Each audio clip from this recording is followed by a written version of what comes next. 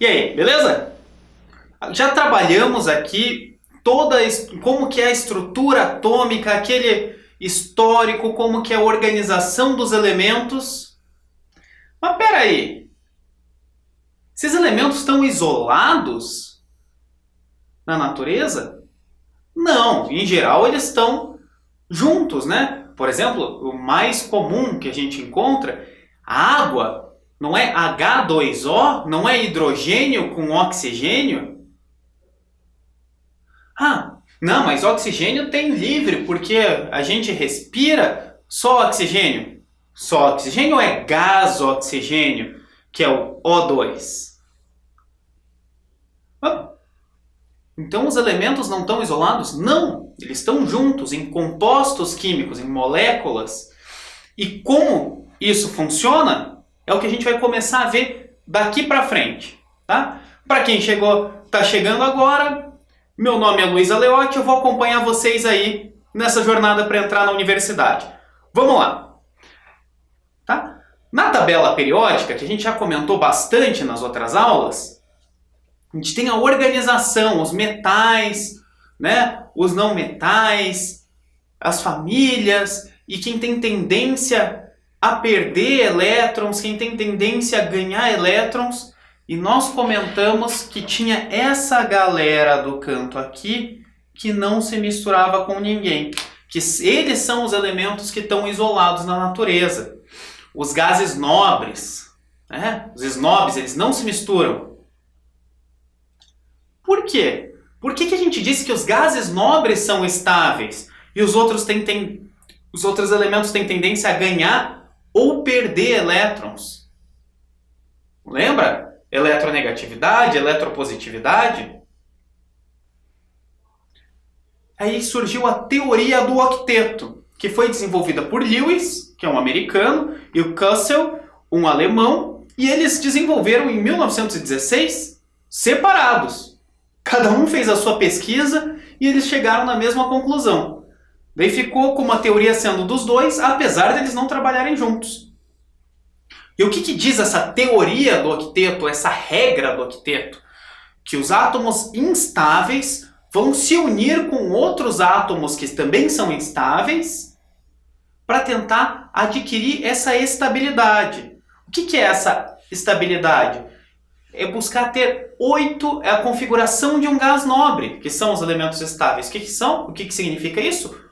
8 elétrons na sua última camada. Ou seja, uma última camada com subnível S e subnível P completos. Lembra dessa parte? Importante.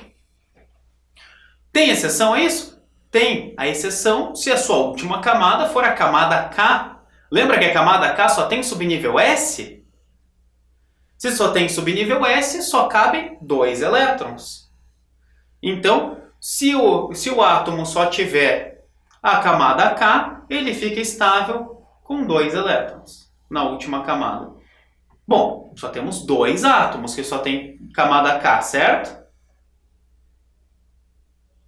Mais ou menos. A gente tem, em geral, sim, né? Só o hidrogênio e o hélio. Mas voltando aqui na tabela periódica, a gente vai ter uns primeiros elementos aqui que podem perder todos os seus elétrons da camada L e ficar só com a camada K.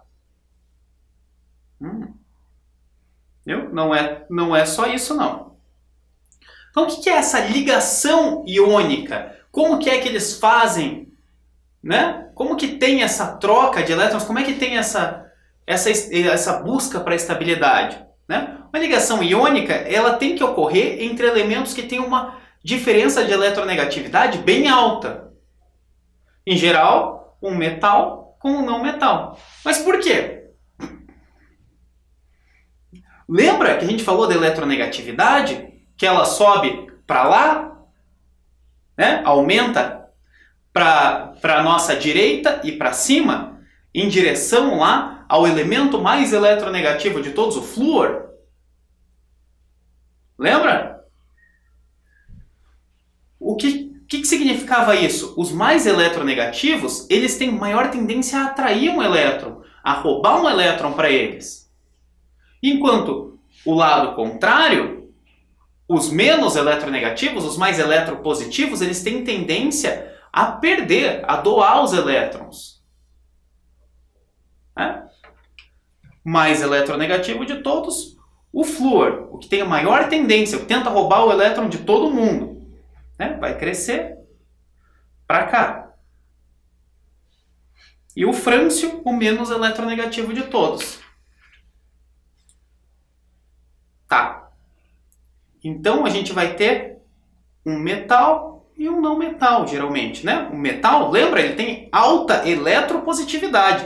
Ele tem tendência a doar elétrons. E ele tem tendência a formar cátions. E os não metais, eles têm alta eletronegatividade. A tendência de receber elétrons. Formar ânions, lembra? O íon negativo. Cátion, íon positivo.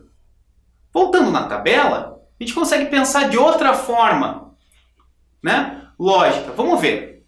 Você tem que ficar com 8 elétrons na última camada. Se você tem aqui na família 1A, 2 ou 3 elétrons, você tem 1 elétron na última camada e você tem 8 na penúltima, né? Na anterior, como é em toda a família 1A. Obviamente, tirando o lítio, que vai ter que ele só tem 1 na última e tem 2 na penúltima, né? Porque é uma camada K. Mas, em geral, você tem 8 elétrons na penúltima camada e tem 1 na última. O que é mais fácil? Você doar o seu 1 elétron ou você pegar 7 elétrons de outros átomos? Não são elétrons soltos na natureza, é elétron que pertence a um outro átomo. Bem mais fácil perder um só. Mesma coisa na 2A. Né? Se você tem 2 na sua última camada e você tem já 8 na penúltima, tudo certinho, mais fácil você perder esses 2 do que você ganhar mais 6. Não é? Você tem 3, ainda assim, você tem 3 na última, 8 na penúltima, ainda assim é mais fácil perder 3 do que ganhar 5. Se você tem 5 na sua última camada, aqui na 5A, aí já é mais fácil você ganhar 3 do que perder os 5, não é? Se você tem 6 na 6A, mais fácil ganhar 2 do que perder 6. E se você tem 7, também é mais fácil ganhar 1 do que perder o 7. E se tem 4, é mais fácil ganhar ou perder? Se tem 4, família 4A, família do carbono, não é um assunto para essa aula. Eles, em geral, não fazem ligações iônicas. Tá? Isso a gente vai ver nas covalentes, na aula que vem. Tá? Então, como é que funciona? Vamos ver uns exemplozinhos aqui disso. Né? Uma ligação bem comum entre o sódio e o cloro. Como que a gente vai fazer isso aqui?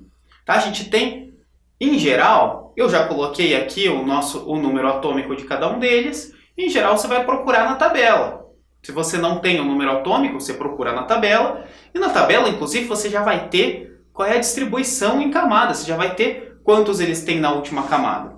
Então, a gente tem duas opções. Ou a gente vai para a tabela, ou a gente vai para o Linus Pauling.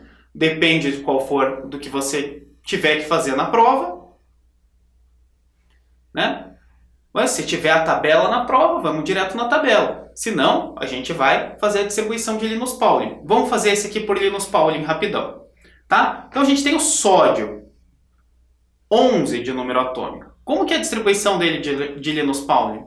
Não lembra como montar? Tem uma colinha aqui no próximo slide. Tá? Então vamos lá. A gente tinha o sódio 11. Então ele vai ter 1s2, 2s2, 2p6, vai ter 3s2? Não, aqui já deu 10, vai terminar no 3s1. Então o sódio ele tem lá 2 na K, ele tem 8 na L, ele tem 1 na M, que é a última camada dele. Beleza? E o cloro? Ele vai ter... Ó, o cloro é 17. Então, o cloro... ele tem o quê? 1s2, ele vai até o final ali na 3s2.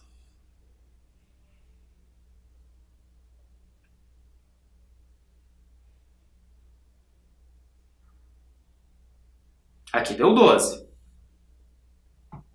Daí aqui, 3p6 daria 18. Então, ele fica no 3p5. Ah, o cloro, ele tem 7 na última camada. Ele vai ter K igual a 2, L igual a 8 e M igual a 7. Ah, ó, o cloro tem 7 na última camada. O sódio tem 1. Temos algumas maneiras de pensar. Ó, o sódio é um metal, o cloro é um não metal. O sódio vai ter tendência a perder elétrons. O cloro vai ter tendência a ganhar elétrons. O sódio tem 1 na última camada e tem 8 na penúltima. Muito mais fácil ele perder esse 1 dele para o cloro do que o cloro doar o 7 para ele, né? O cloro é mais eletronegativo, o cloro é que vai roubar o elétron dele. E por isso que a gente vai ter um NaCl. Tá? A gente pode ter aqui, no modelo de Lewis, um jeito bem simples da gente ficar vendo como funcionam as ligações. A gente vê mais assim lá na parte das ligações covalentes. Mas vamos fazer aqui também. Ó, a gente tem um átomo de sódio, que ele tem aqui um elétron só na última camada. E a gente tem o cloro, que ele tem quanto? 7 na última. 1, 2, 3, 4, 5, 6, 7. Ele precisa aqui, ó, receber esse elétron. Então, o sódio vai perder esse elétron, o cloro vai ganhar esse elétron. O sódio vai ficar Na+, o cloro vai virar Cl-. E por isso, ó, ele virou, o sódio ficou Na+, o cloro ficou Cl-. Os dois estão estáveis. Mas apesar dos dois estarem estáveis, o sódio é positivo, o cloro é negativo. Positivo com negativo vão se atrair fortemente. E aí que a gente tem NaCl, cloreto de sódio, sal de cozinha. Ah, então aquele pozinho, cada pozinho lá daquele é um NaCl. Não, obviamente que não, né? Um NaCl são 2 átomos juntos, é muito pequeno, a gente não consegue ver. Ah, mas por que fica aquele amontoado? Porque sempre que você vai reagir, você não vai reagir um átomo com um átomo. Já pensou qual que é a probabilidade de um átomo trombar com outro átomo no universo? Um átomo é muito pequeno, por isso eles vão estar na forma de vários átomos juntos. O que você vai ter é assim, você tem um Na positivo grudado com o Cl negativo. Dele vai estar esse lado aqui é altamente positivo e esse lado altamente negativo. Então ele vai estar aqui atraindo a parte que tem Cl menos um outro.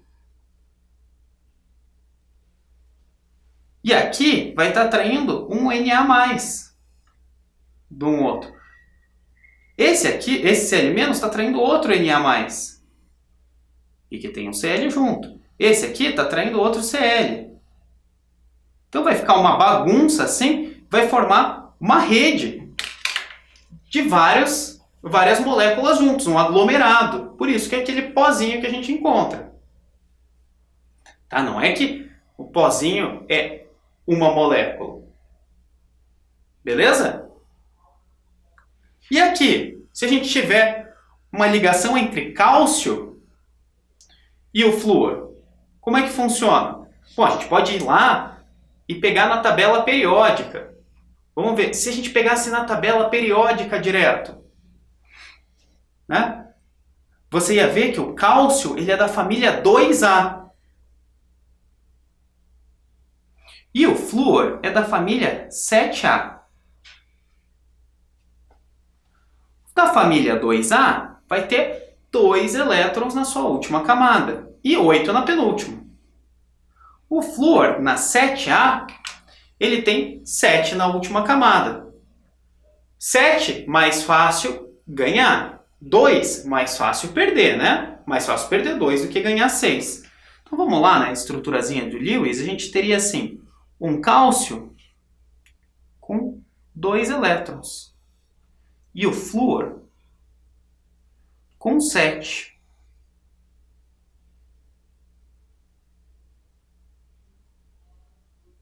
Então, o flúor, o que ele precisa para ficar estável? Ele precisa ganhar um elétron. Então, ele vai ganhar esse elétron aqui. E virou um flúor menos. Flúor ficou estável?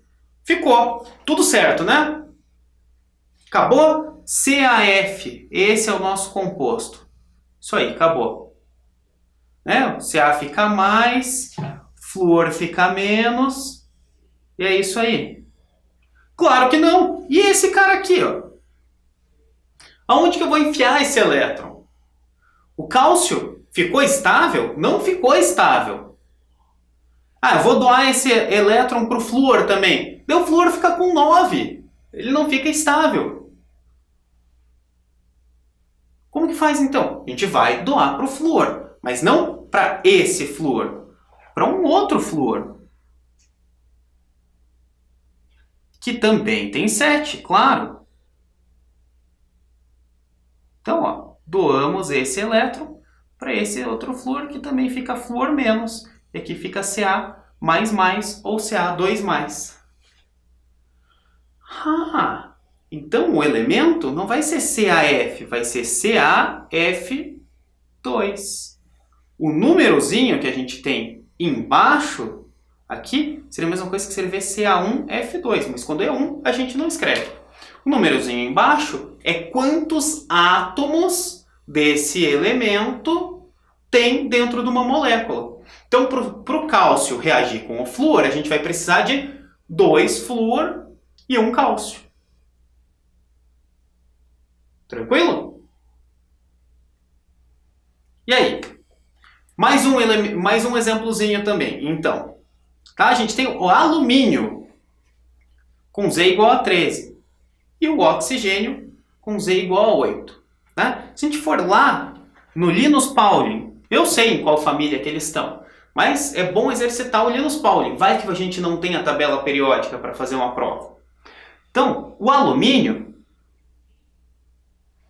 ele vai ser 13, é 1s2, 2s2, 2p6, 3s2, 3p1. Lembra? Lá daquele diagrama. Deu aqui, ó, 2, 4, 10, 12, 13. Então, o alumínio, ele aqui, ele tem 2 na K, ele tem 8 na L e ele tem 3 na N. Certo? Para ele ficar estável, ou ele ganha 5 nessa M, ou ele perde os 3, que é o mais provável. Então, a gente corta essa N, ficou estável. E o oxigênio? O oxigênio, ele é 1s2, 2s2, 2p4. Né? 2, 4, 8. O oxigênio, ele vai ter 2 na K e 6 na L. Então, ele vai precisar ganhar mais 2 para ficar com 8. Certo? Então, como é que a gente faz isso aí? Bom, vamos lá para a fórmula do Lewis. Vou até usar aqui na outra página.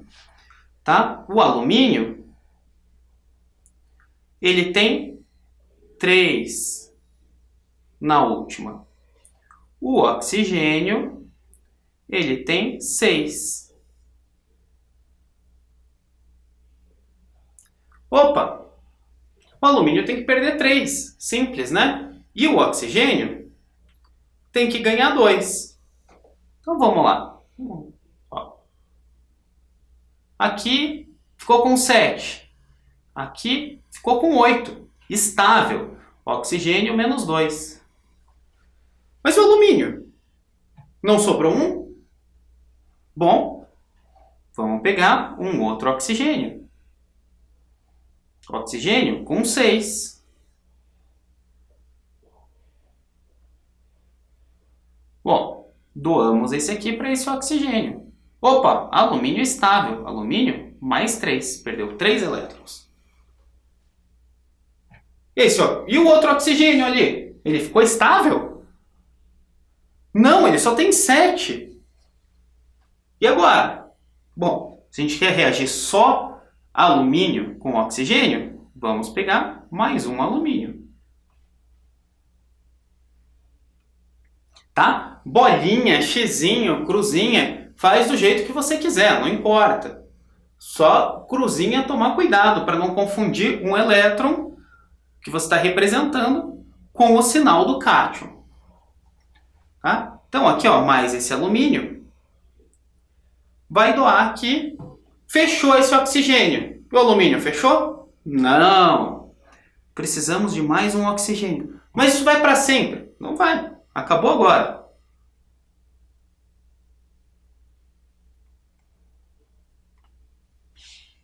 Ah. Foi aqui. Foi aqui. O oxigênio, esse aqui estava menos 2 também. Esse alumínio mais 3. E esse oxigênio menos 2. Ah! Olha só, então o composto, esse óxido de alumínio, é Al2, né? Um Al, outro Al, O3. 1, 2, 3. É aqui que a gente vê a forma geral de uma ligação iônica, de um composto iônico, que é um formado pela ligação iônica. Se o Al tem que perder 3 elétrons para virar mais 3, e o oxigênio tem que ganhar 2 para ficar menos 2, ó, tá vendo? É só passar aqui e aqui. A gente vai ter uma forma geral assim, ó. X mais X e Y menos Y. Você vai pôr aqui, ó. X e aqui Y. Isso funciona para todos? Funciona? Ó, aqui, ó, a gente tem Al e O. Como que é? O Al e o O ficam assim. Al é mais 3, O menos 2. Você vai passar o menos 2 ali, Al2, eu passo o 3 para o O, O3. E aqui, ó, entre o Ca e o F, a gente tinha Ca mais 2, F menos 1. Ca mais 2, passa o 2 para cá. F menos 1, passa o 1 para cá. E a mesma coisa aqui, no NaCl. Né? É Na mais 1 e Cl menos 1. Então, é Na1, Cl1.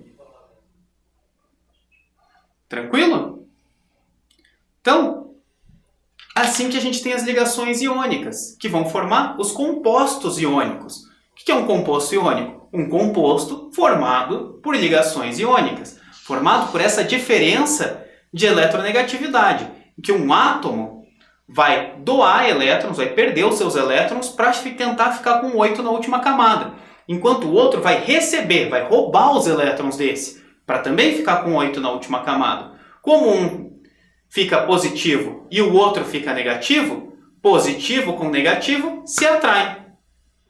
Você vai ter uma molécula altamente polar, né? com duas partes polares. Essa parte positiva vai atrair outros negativos. E a parte negativa vai atrair outros positivos.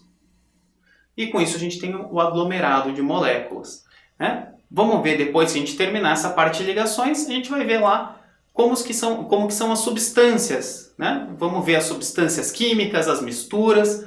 Isso depois que terminarmos essa parte aqui de ligações. A gente tem mais um tipo de ligação para ver. Tá? Isso para a próxima aula. Então, quais são as características dos compostos iônicos? Eles são sempre sólidos. E como eles estão bem atraídos, eles têm um ponto de fusão e um ponto de ebulição bem alto. Sim, eles estão bem atraídos, as moléculas ficam bem unidas, é mais difícil de separar. Lembra? O sólido, as moléculas são bem unidas. No líquido, as moléculas já estão próximas ali, mas tá mais relaxado. E no gasoso, as moléculas estão bem separadas entre si. É a diferença dos estados físicos. Então, se as moléculas estão bem unidas, é sólido com alto ponto de fusão e ebulição. Né? Que é essa negatividade, essa eletronegatividade que vai manter as moléculas juntas. Vamos falar disso mais para frente também. Tá? Que mais? A gente vai ter alta condutividade elétrica em solução. Por que em solução? A gente vai falar mais para frente também. Quando você coloca um composto iônico em água, né, quando a gente for caracterizar a solução, vamos ver direito. Você coloca um composto iônico em água, ele vai se dissociar. Você tem o NaCl na água, você vai estar em forma de Na+, e Cl-. Como você tem vários íons ali, a eletricidade passa bem fácil, ela é bem conduzida. Tá? E normalmente eles não conduzem corrente elétrica no estado sólido, porque eles não vão ter elétron livre para isso. Né? Os elétrons ele vai estar na forma, né, o NaCl, apesar de ter eletronegatividade, né, ele vai estar ali, por exemplo, +1 e -1, ele vai estar neutro, então ele não vai conduzir a eletricidade direito. Né? E, em geral, eles são bem solúveis em água e quando eles são solubilizados, eles se dissociam. Tá? Então, a parte de ligações iônicas, compostos iônicos, é essa aqui. Vamos falar das ligações covalentes depois, das substâncias, das misturas e vamos indo. Tá? Tudo isso que a gente estudou até agora, é difícil você encontrar assim, uma questão no Enem sobre esses temas, né? Uma questão sobre fazer a ligação química, uma questão sobre os modelos atômicos. É mais raro, mas... então por que eu estou assistindo isso aqui? Vou desligar essa merda. Não, calma. Né? A gente tem que ir construindo um conceito de cada vez. Você nunca vai entender como que funciona uma reação química se você não sabe como é uma substância química. E você não vai entender o que é uma substância química sem ter uma ideia de ligação química. A gente não entende a ligação química sem conhecer a tabela periódica, sem conhecer a distribuição de Linus Pauling, sem conhecer a estrutura atômica. Então a gente vai um passo de cada vez e vamos juntos até o final. Então é isso aí. Vai ter todo o material de apoio lá no site da Cultive. Continue com a gente. Dúvidas, cria um tópico. Pode ter certeza que a sua dúvida é a dúvida de outras pessoas também. Não tenha medo, não existe pergunta idiota, tá? Uma dúvida sempre tem que ser esclarecida. Tá? É isso aí, galera. Vamos seguir juntos, seguir focado. É isso aí. Falou, fui!